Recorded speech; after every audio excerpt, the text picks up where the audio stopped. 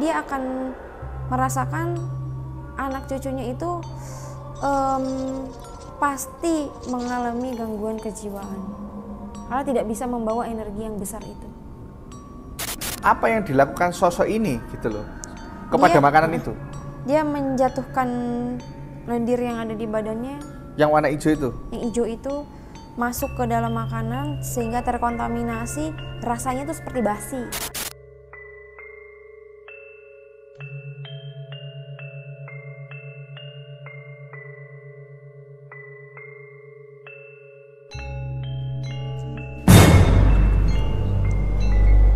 Kalau sosok kodam itu kalau bisa kita bawanya, itu akan menolong kita sendiri. Tapi kalau kita tidak bisa membawanya, itu akan menghancurkan kita sendiri. Karena sejatinya dia tidak bisa melebur.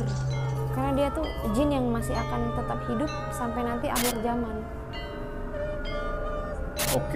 Jadi intinya adalah meskipun intinya ini tidak bisa dibatalkan, meskipun kita menutup warungnya nih.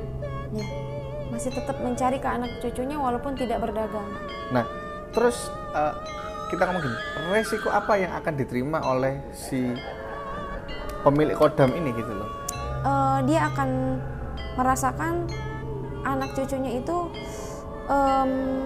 pasti mengalami gangguan kejiwaan karena tidak bisa membawa energi yang besar itu.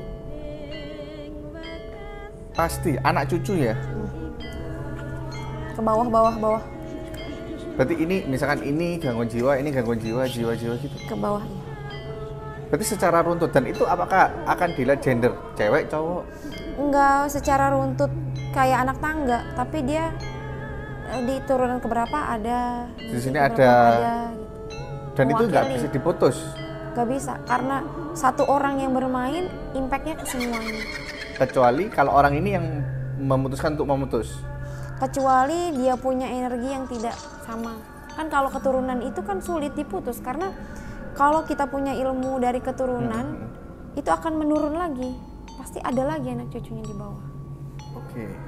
Menarik ini ya. Jadi memang sebenarnya ini orang sakti yang bermain untuk pelarisannya sendiri. Wah, ini berarti kan sambil menyelam minum air. Tapi tadi kan kita kembali lagi ke makan ya. Sebenarnya sih Kak W sendiri kan nggak percaya kalau dengan dia dagang itu terus segitu rame ya. Betul ya? Apa yang dilakukan sosok ini gitu loh kepada makanan itu? Dia menjatuhkan lendir yang ada di badannya. Yang warna hijau itu? Yang hijau itu masuk ke dalam makanan sehingga terkontaminasi, rasanya tuh seperti basi. Kalau aku mencicipi. Rasanya seperti basi. Sangat terasa basi, dan itu liur-liurnya itu yang aku jijik, dia tumpah-tumpah ke. Kenapa aku bisa bilang dia berkeliling? Karena masih ada jejak-jejak bekas si hijau-hijau lendirnya itu. Jadi itu cuma dia neteskan aja terus kita makan nih? Ya, secara tidak langsung lendir itu tumpah banyak karena memang dia berdirinya di tempat itu. Karena dia besar jadi kan kayak hujan gitu ya? Iya.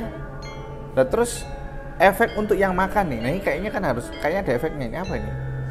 Kalau untuk efek kayaknya menurut aku orang yang nggak bisa juga nggak akan kerasa. Nggak kena ya? Nggak kayak yang kan tadi kan ada nih ada yang bisa sampai menyentuh ke fisik ya.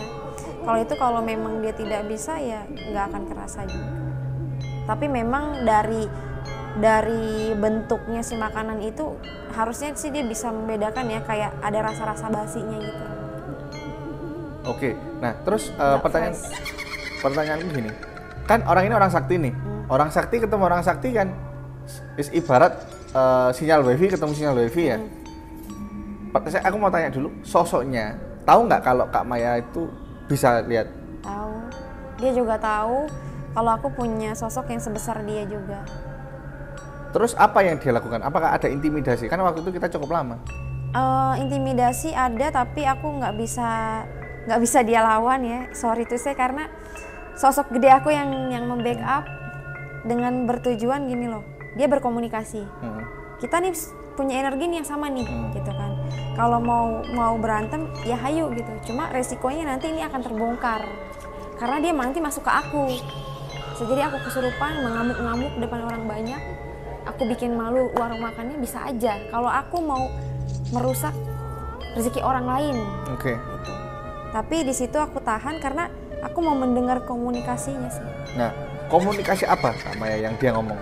Aku disuruh pergi intinya, dan setiap orang yang punya kelebihan sama seperti bosnya dia ini, itu nggak akan bisa bertahan lama di tempat itu. Jadi anggapannya kayak pengen pergi gitu. Ya, tapi kalau orang yang cuma standarnya bisa melihat doang, bukan dalam artian punya energi besar, punya sosok yang sebesar dia juga, itu wujudnya nggak wujud aslinya yang dia lihat. Ya mungkin berbeda-beda dengan pandangan dan apa ya, kelebihan yang dia punya. Oke. Nah, terus itu kan untuk sosoknya ya. Berarti sosoknya bisa lihat Kak Maya. Sekarang untuk bosnya sendiri, mungkin apakah dia disampaikan oleh sosoknya atau bosnya secara batin tahu kalau Kak Maya itu ada gitu loh di sana? Aku rasa sih tahu, cuman kan dia nggak ada di situ ya. Aku rasa dia nggak ada di situ karena aku memang nggak menemukan energi yang si bosnya itu.